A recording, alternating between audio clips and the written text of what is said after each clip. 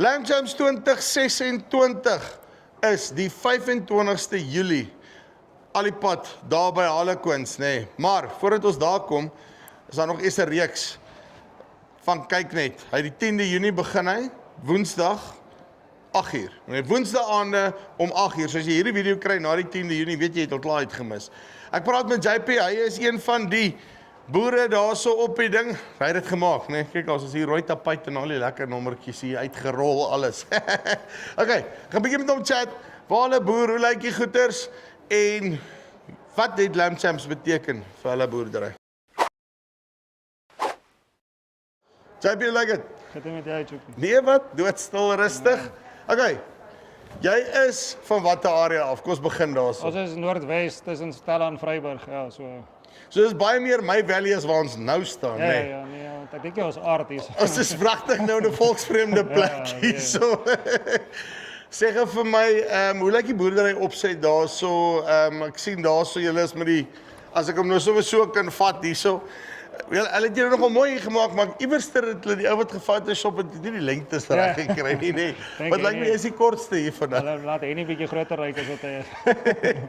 Sê vir my Enkelbos dorpers, verduidelik my hoe werk die boerdery opset. So ons het gewone skape, ons kudde wat bestaan en dan het ons is nou besig met ons toetkant nog soos laas gesê en dan ons voerkraal het ons begin, ons doen braaikuikens en ons het dan beeste ook op die plaas. So ons het groot diverse boerdery eintlik. Ordentlik gediversifiseer, nê. Nee. Ja, ek voel mense moet maar vandag, jy kan nie net al jou hoop op een ding sit, jy moet maar diversifiseer. 'n jaar soos hierdie, nee, want kyk alles is mos 'n perfect storm van alle kante af, nee. Daar is nou absoluut, ek sê vir die ouens, ek hoop nou wragtig 2026 gaan nou in geskiedenisboeke in as die slegste jaar in landbou ooit. Want dan weet ons hier vanaf kan dit nou net beter, nee. Hoe baie help dit die feit dat julle so gediversifiseer is? Nee, ek dink baie met back and claw wat vrot is in Suid-Afrika, reg in ons provinsie ook, daar's groot boere by ons wat erg geraak is daardeur. Vir ons was dit baie stresvol, dit is nog steeds. Ons weet nie wat die invloed van back and claw skape gaan wees nie. Ons as jou kudde dit kry en jou beeste, dit is baie verlieste wat jy ly. So vir ons om te diversifiseer, weet ons dat sou daar iets met die beeste, ons het back and claw onder die beeste, kan ons skaapkant wat weg is van die beeste af nog steeds aangaan en die braaikuikens ook nog aangaan. So ek dink dit is belangrik en dit help ons want as dit either way gebeur, hou ons nog steeds 'n inkomste stroom wat inkom en dit is nie 'n totale toemaking van die boerdery op daai stadium nie. Hoekom het jy by Lamb Champs betrokke geraak eers om te gaan spit daar te kere te gaan, behalwe vir die brandewyn? Nee. Nee, dit was Hendrik van die vorige reeks. Nee, dis regtig ons het eendag sit by 'n golfbaan toe by die 19de puitjie bietjie vasgehak. Toe sê hy vir my nee, wat kom ons skryf in vir Lamb Champs, hulle doen dit al 'n rukkie en toe doen ek en toe vind ek uit hoe groot Lamb Champs eintlik al so vinnig geword het en die invloed wat dit het op die boeregemeenskap.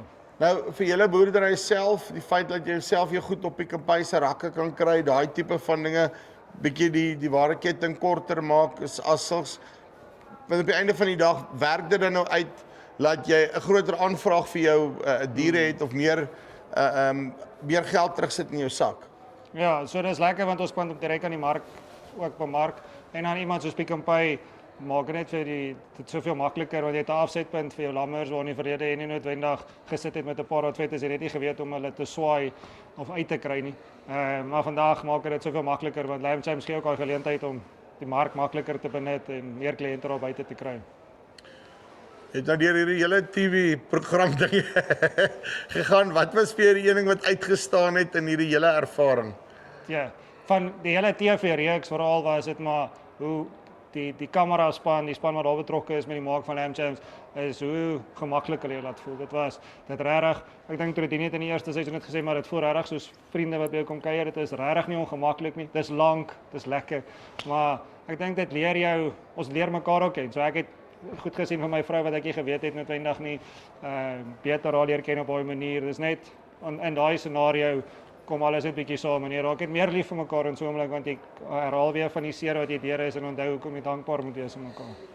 Ons het nou die eerste episode gekyk daar en ek dink dis een van die goed van Lamb Champs wat nooit van die begin af 'n bedoeling was nie, maar is jy kyk daai ding so nou dink ek hierso het hulle nou al hierdie mense gaan handpick en ek meen dit was net ouens wat elke ding basies gewen het.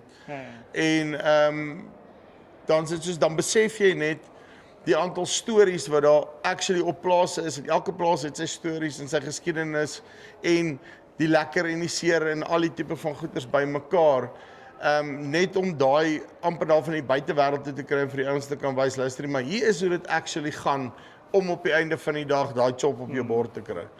Ja, ek dink agter elke, soos jy sê, op elke chop is daar 'n storie. Elke choppie wat op jou bord is daar 'n storie agter en dit is nie altyd 'n mooi storie, maar 'n storie van volharding en hoe het jy gewerk om uit te kom.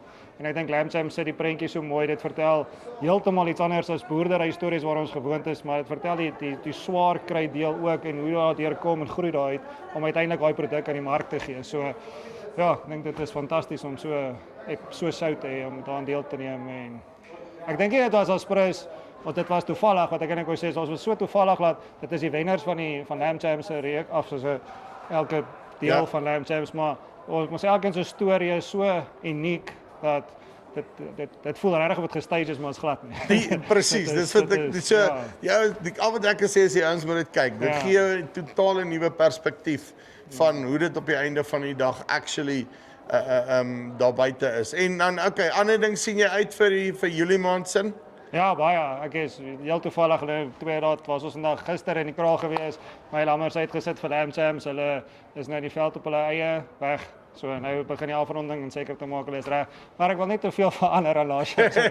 Die probleem is ek kan nie onthou dat ek laas jaar gedoen het nie. So ek gaan net weer aan. Gaan maar net van hulle vergeet en ons gaan in en ons gaan. Uitstekend, JP. Dankie baie. Okay, so ons hoop JP hou ons gebied se naam hoog, nê. Dis die naaste wat daar skape uitkom uit by daai area uit. Okay, so luister hierop, moenie hierdie reeks mis nie. En 25 Julie, maak seker as jy Pretoria area as jy kom by Harlequins uit, kry jou kaartjie.